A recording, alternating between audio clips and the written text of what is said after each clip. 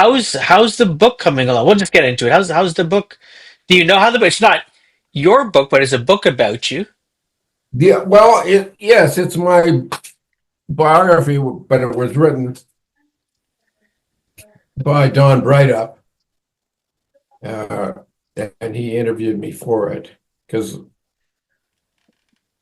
I'm dyslexic and I would never be able to write it myself.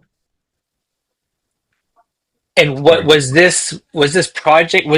Did you lead this? Did you find Don, or did they approach you and say, "Hey, why don't you They write a approached book?" me, and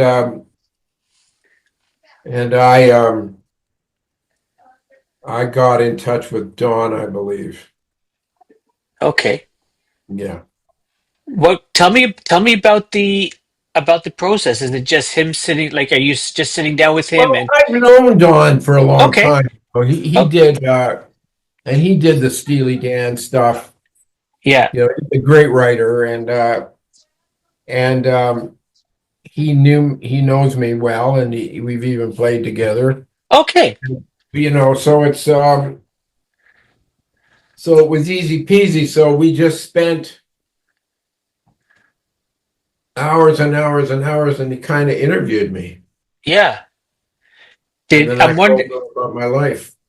I'm wondering if there's anything that came up that because of the questions and the probing and the exercise that you had totally forgotten that sort of came back in your conversations.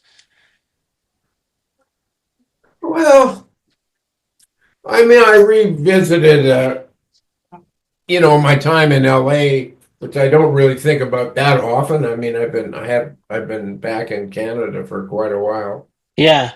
since, the mid-90s.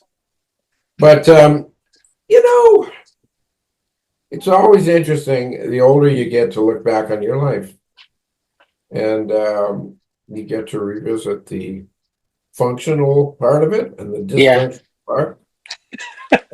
And when you're young, you think everything's cool. Yeah.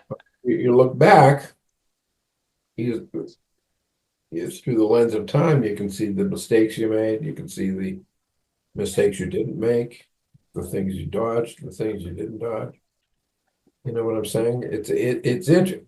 As you draw back, it's like parallax. It's like you can see certain things in focus that maybe you didn't see in focus before that.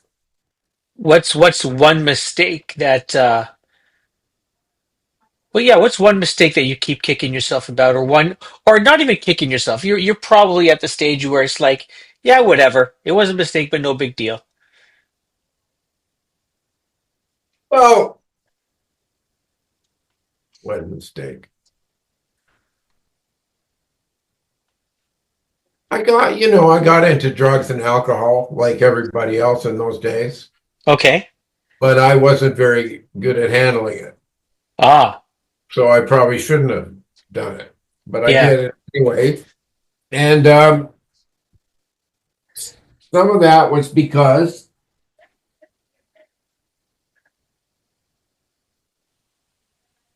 I felt, I grew up thinking I was less than. Mm, And I, because when I was in school, yeah.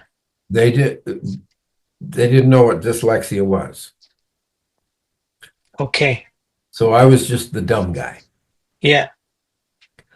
And that it colors, I mentioned this in the book. In grade 3, I was streamed into the dummy side of the class. I knew I wasn't dumb. Hmm. I was pretty smart, Yeah. but nevertheless, I was put there, and it fucks with you. Hmm. You're not aware of it at the time, but it eats away at your self image and your self respect and your sense of worth, and so that is I explore that in the book, but as I have become to see dyslexia for what it was my superpower. Tell me about that. Well, I learned to see things in a different way. I learned to visualize things. If I have to visualize everything. So I learned to read people by Hmm. looking. I learn more from walking down the street. I get more ideas walking down the street in Toronto for songs than I would reading Tolstoy. So you you just your orientation to the world is Interesting. different than most people. I'm wondering, Mark, with what you've learned about yourself and how you've navigated the music industry. Like, how do you? Because your son is a musician, and your son has joined you on Yeah. stage. How do you sort of let him do his own thing, or does he come to you and ask you, like, "Hey, how did you handle this?" Do you talk to him, give him advice? How does that come together? I've talked to him. Yeah. You know, we've grown up. He's grown up with me, but he doesn't ask me for advice. Mhm. And I can't give him advice because it's a different world right now Yeah. than when I was in it, you know. It was an analog world. And Yeah. Yeah. you know what I'm saying? Absolutely. There's different demons now. Yeah. You know. Yeah. And there were problems then too. Sure. But and my father was a singer, and Hmm. he he had no idea what I did either. You know what I'm saying? Like it's generational. Yeah. So I stay out of Ezra's way, and I give him only what he asks for. You know, I don't try to You don't want to be because the preacher. Yeah. no, not at Yeah. all. I get it. Uh, The only thing that I always say is you just have to just be true to what you believe in your art form, you know? You yeah. can't That's go so. chasing what you think other Hmm. people want. It has to be authentic. That's great advice for sure. Uh, Mark, Greg, and myself are working on a book project. And one of the places that you have played in, and I think from what I've researched, you played in quite often was the Gasworks. Yeah. And that's one of the little smile on your face there. We're we're writing a book that includes the Gasworks. I'm wondering, Mark, are there any stories you can tell us of the Gasworks and you as a musician in it? Well, I have to think, but there that was very early on. I started out playing the matinees there as a Okay, folk singer, right? all right, And I was just out of, just starting my journey. And I remember just being scared to death, and watching the air come out of my mouth, blowing the smoke that was in the spotlights, and just thinking, this is the best and the worst, I would just petrify. But that was, I got over that. And that yeah, was beginning. That was one of the first places, the first big places I played. yeah, And then, I went on and on, played clubs like that. And then when I put a good band together, I played, the El Macombo. nice, yeah, and that's gone through changes itself for sure. Terrible. Um, Yeah. So tell me about that. What are your thoughts on it right now? Wow. I don't know what he was trying to do. He spent millions and millions of dollars on it. What is it? Yeah. It's just a facility, I think, For what? for anything. But you're right. Like it's not. I understand where you're coming from. It's not Not it's a not a venue music thing. anymore. No, it's not, I is it? mean, that I remember running into that guy, and I guess he knew who I was. He started talking to me and he told me what he was doing. And I thought, then he said, "Oh, it's going to be the best music venue in the city, and we're going to be able to record. People are going to come in there. We're going to record live shows." And I don't think so. Huh. Yeah. Yeah, he had no idea. Do you, Mark, to get back to Gasworks just a little bit, what kind of a place was it specifically? Yeah. And what kind of where did it rank in Toronto? What was so important or interesting about the Gasworks in the Toronto music Well, scene? it was really number one there for a while. Yeah. The whole the Yonge Street strip, Yeah. Bloor Street to King Street, used to fucking rock out. Yeah. There was music everywhere. And the Gasworks was one of the last big venues to open on that Hmm. strip, you know. And big bands used to play there. I mean, really good bands. And the sound was pretty damn good. And as I remember, not that I knew much, but it always sounded good to me. And there were some very, very, very good bands that played there. And the doors, they would leave the doors open and you could hear it on the street. What was it, Mark, about, you talked about on Yonge Street, all these different clubs and the music scene. Like what was it about that time when these places could open and thrive? Toronto was very small. Hmm. Yonge Street was the center of Toronto. It ran down the middle of Toronto. And Yeah. there was West Toronto and there was East Toronto. Hmm. But Yonge Street was the middle of it. And that's where the clubs were. Yeah. And because it was easily accessible for people who live in the West End and the East End and the North and the South, Yonge Street was the middle. So, you know, before I was able to get in to these clubs, when I was in high school, my buddy and I used to go down. I remember in the winter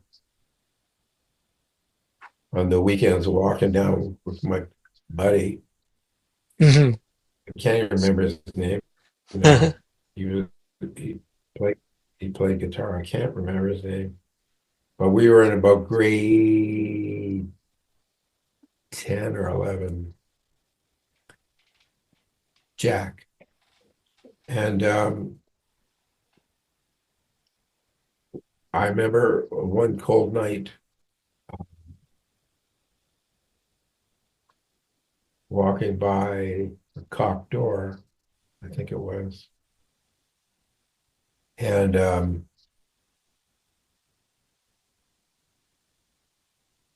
that was Ronnie Hawkins that night.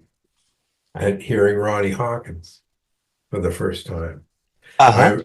I I remember hearing David Clayton Thomas Wow. for the first time. I had no idea who he was, but the doors were open and you could hear these bands, and it was like walking down a midnight where you could pick and choose who you wanted to listen to if you were old enough to get in, right? Yeah. Yeah. We weren't, so we had to stay on the sidewalk. But I'll never forget David Clayton's voice. Never forgot it, because he was remarkable, Yeah. remarkable. What are your what are your thoughts of the music scene in Toronto today? Um, well, there's certainly a scene. Okay. It's just different. You know, when I it's all different because when I was coming up, there were companies that made money from signing guys like me because guys like me could sell pieces of plastic for them. All right. Yeah. And so record companies would open and they would hire A&R guys, and the Yeah. A&R guys would go down to the clubs. And some of them knew what they were talking about, some of them didn't, but they just looked and they looked where the lineups were. And that's where they went, you know. So they signed guys that were packing them in to the clubs. And that's how I got signed, you know, Sure. because I they were lined up. Um, I want to go back to the book. Um, I want to preface it with this. I remember going to see a documentary on Neil Young at TIFF one year, Mhm. and I think Jonathan Demme had made the movie, and somebody in the crowd had asked him about there's some guy had made a museum in his house to Neil Young, had all this stuff. And Neil said, I'm still alive. It's kind of weird that some guy's got a museum when I'm still around making music and doing things and so on and so forth. So, with that in mind, Mark, how was it, having this biography written about you while, you're still kicking, you're still doing stuff, right? Absolutely. Um, I enjoyed doing it. You know, Yeah, I think Don Breithaupt is a terrific writer and he's a good friend and wonderful musician. And so I actually really enjoyed it. And it's nice for my kids, you know. yeah, I haven't really talked about my early days much to them, you know. And and it was actually cathartic for me in some ways too. nice, nice. Who picked the cover photo? My wife. When I looked at it, I go, shit, that's a movie star right there. um, if there's one thing that you want people to know about you after reading the book, what would it be?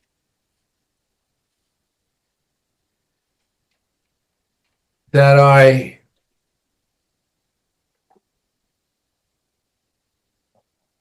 never thought about the market. Hmm, I only thought about the songs. And my my computation there was if it meant something to me, it's got to mean something to somebody else. fair enough. My publishers in at Warner Brothers in LA were very smart when they signed me. Hmm. They knew that I couldn't write for people. Oh, Most of the guys, and the girls that they signed could write. You know, if Bonnie Raitt needed a song, they'd say Bonnie needs a song, and five of them would get working on a Bonnie Raitt song. But they were smart enough. Judy Stakey was the one. She figured me out real quick. She knew she couldn't do that with me. So she just allowed me to write songs. And Hmm. it was a wonderful gift. That's amazing.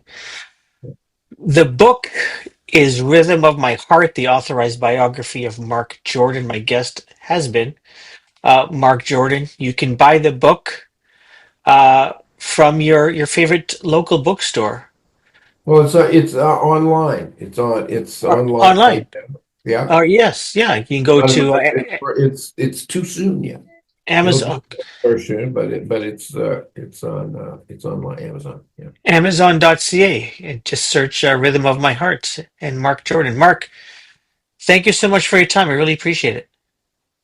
my pleasure.